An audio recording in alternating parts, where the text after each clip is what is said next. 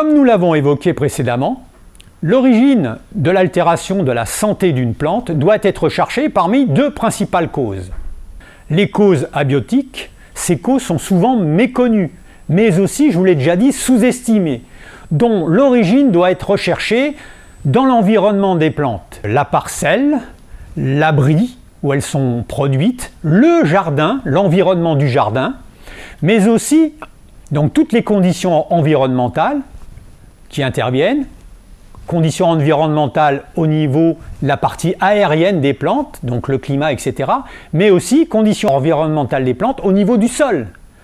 La qualité du sol, la texture du sol, l'état hydrique du sol, etc. Et aussi, on va aller chercher quelque chose qui est très très important, essayer de savoir exactement ce qu'a fait le producteur ou le jardinier. Les maîtres mots sont, premier mot, observer. Deuxième mot, questionner. Vous êtes un véritable enquêteur. Vous êtes le Colombo de la santé des plantes. À chaque fois que vous avez une hypothèse, une idée, vous avez remarqué quelque chose, il faut aller au bout de cette observation, au bout de cette hypothèse. Lorsqu'on est un petit peu performant, cela permet de confirmer ou d'infirmer une hypothèse d'un accident climatique. Par exemple, la température. Est-ce qu'il n'a pas fait trop chaud? Est-ce qu'il n'a pas eu des problèmes de basse température?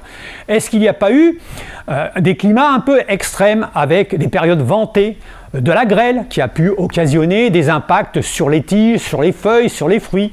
Est-ce qu'il n'y a pas eu des désordres nutritionnels vrais ou induits? C'est-à-dire, est-ce que le producteur a suffisamment alimenté la plante, n'a pas apporté trop d'un élément au détriment d'un autre?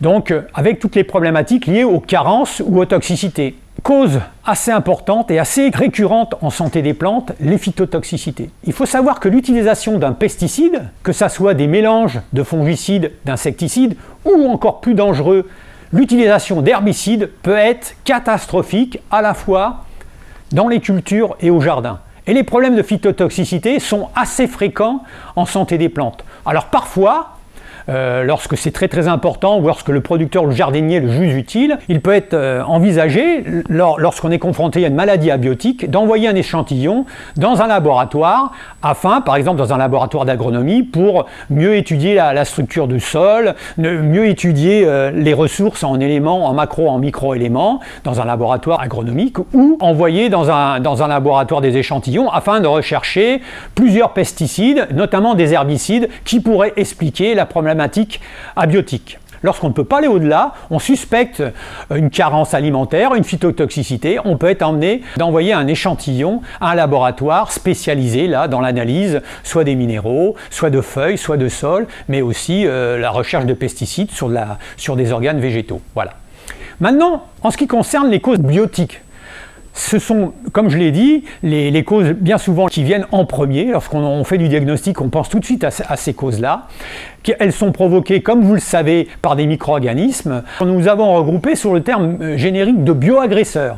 Donc dans les bioagresseurs, on met les micro-organismes, mais aussi on peut y ajouter les ravageurs. Ces micro-organismes sont susceptibles de provoquer une grande diversité de symptômes. Grande diversité de symptômes pour lesquels il existe de nombreuses confusions de diagnostic. Les champignons sont majoritaires, mais aussi les bactéries, les virus, les viroïdes, voire les nématodes.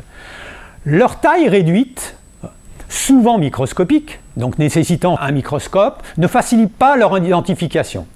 À cela s'ajoutent les ravageurs, plus facilement observables et reconnaissables à l'œil nu, comme les insectes surtout, mais aussi les acariens, les mollusques ou encore certains vertébrés.